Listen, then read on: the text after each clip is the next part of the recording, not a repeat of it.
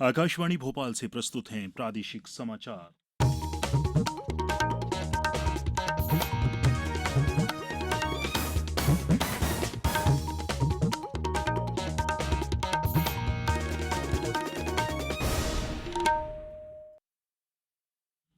नमस्कार, समाचारों के साथ मैं राशिद अहमद खान।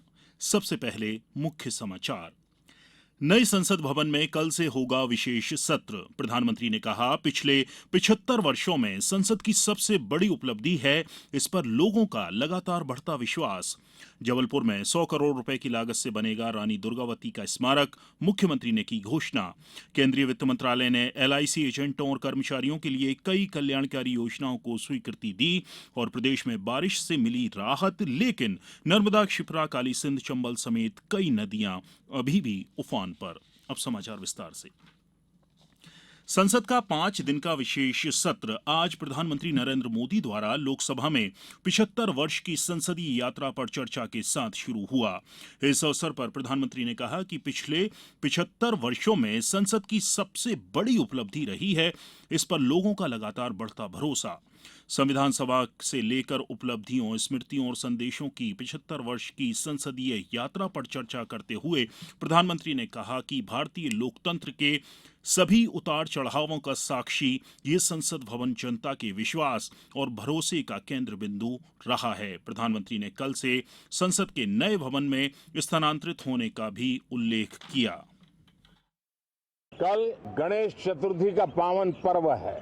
गणेश जी विघ्नहर्ता देवता माने जाते हैं। अब भारत की विकास यात्रा में कोई विघ्न नहीं रहेगा। निर्विघ्न रूप से सारे सपने, सारे संकल्प भारत परिपूर्ण करेगा और इसलिए गणेश चतुर्थी के दिन ये नव प्रस्थान नए भारत के सारे सपनों को चरितार्थ करने वाला बनेगा। इसलिए भी ये सत्र छोटा है, लेकिन बहुत मूल्यवान है।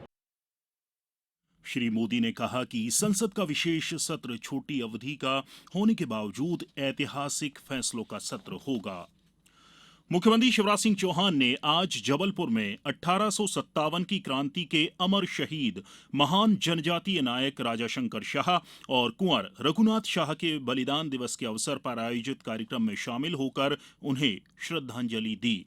इस दौरान श्री चौहान ने घोषणा करते हुए कहा कि जबलपुर में मदन महल स्थित जमीन पर 100 करोड़ रुपए की लागत से रानी दुर्गावती का स्मारक बनाया जाएगा। उन्होंने कहा कि 5 अक्टूबर को रानी दुर्गावती की 500वीं जयंती के अवसर पर इस स्मारक का भूमि पूजन किया जाएगा। श्री चौहान ने 2 साल पहले बलिदान दिवस के इसी कार्यक्रम में की गई अपनी 14 घोषणाओं का जिक्र करते हुए कहा कि गरीब और जनजातीय भाई बहनों की जिंदगी बदलने वाली उन सभी घोषणाओं को पूरा कर दिया गया है। कार्यक्रम में जिले के प्रभारी मंत्री गोपाल भार्गव भी शामिल हुए। प्रधानमंत्री नरेंद्र मोदी के नेतृत्व में जल जीवन मिशन के माध्यम से ग्रामीण क्षेत्रों में हर घर नल का जल पहुंचाने के लिए प्रदेश सरकार काम कर रही है। अब तक राज्य के 64 लाख से ज्यादा परिवारों तक नल से जल पहुंचाया जा चुका है। नल जल योजना के तहत खंडवा जिले के लिए 782 करोड़ रुपए से अधिक लागत के सतही जल स्रोत आधारित इंदिरा सागर एक समूह जल प्रदाय योजना की प्रशासकीय स्वीकृति जारी कर दी गई है। हमारे संवाददाता ने बताया है कि इन समूह जल प्रदाय योजना के प्रारंभ हो जाने पर खंडवा विधानसभा क्षेत्र के सम्मिलित 97 ग्राम लाभान्वित होंगे। ये समाचार आप आकाशवाणी भोपाल से सुन रहे हैं। हमारे समाचारों को अब आप कभी भी और कहीं भी अपनी सुविधा के अनुसार सुन सकते हैं। ये समाचार बुलेटिन YouTube, ट्विटर और फेसबुक पर AIR न्यूज भोपाल पेज पर भी सुने जा सकते हैं।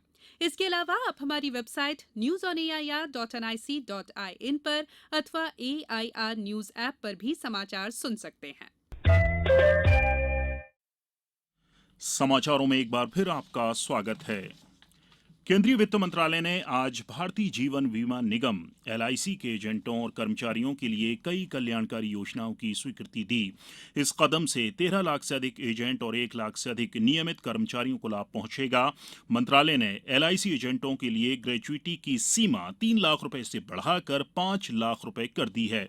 इससे पुनर्नियुक्त एजेंट नवीनीकरण कमीशन के योग्य बन सकेंगे। मंत्रालय ने बताया कि एजेंटों के लिए बीमा कवर 3,000 और 10,000 रुपए से 25,000 और 1,50,000 रुपए के बीच की मौजूदा सीमा को भी बढ़ाया गया है। इसके अलावा एलआईसी कर्मचारियों के परिजनों के कल्याण के लिए 30% की एक समान दर पर परिवार पेंशन की भी मंजूरी दी गई है। प्रदेश में भी कल से गणेशोत्सव शुरू हो रहा है। राजधानी भोपाल सहित सभी जिलों में गणेशोत्सव को लेकर तैयारियां जोर शोर से की जा रही हैं।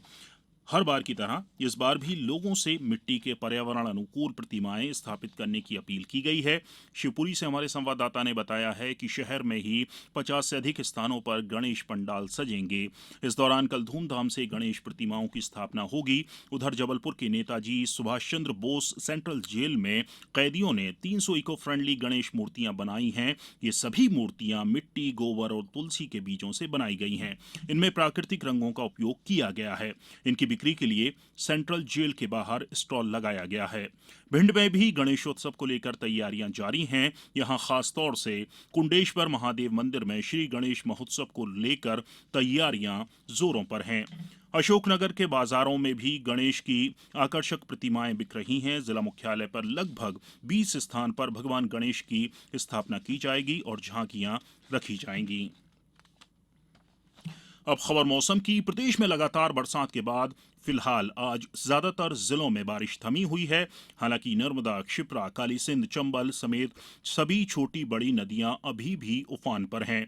इंदौर, उज्जैन, मंदसौर, धार, बड़वानी जिले के कई गांव पानी से घिरे हुए हैं। खंडवा जिले में नर्मदा नदी में आई बाढ़ से इंदौर खंडवा हाईवे पर मोरटक्का पुल को नुकसान पहुंचा है। नर्मदापुरम से हमारे संवाददाता ने बताया है कि जिले में लगातार जारी तेज बारिश का दौर रुक गया है।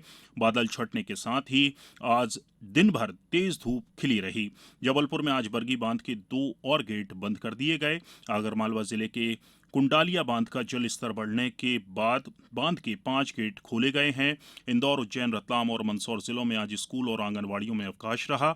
भारी बारिश के कारण आज रतलाम से होकर गुजरने वाली 14 ट्रेनें डायवर्ट की गई हैं। वहीं 8 ट्रेनों को रद्द कर दिया गया।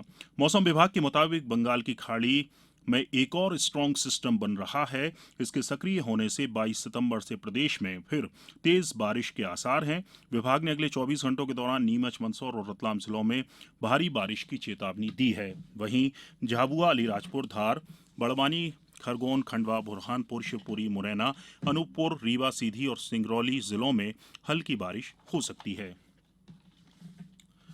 बैतूल जिले में आज सुबह सोना घाटी के पास सड़क पर जमा मवेशियों के कारण एक डंपर अनियंत्रित होकर भोपाल जा रही बस से टकरा गया।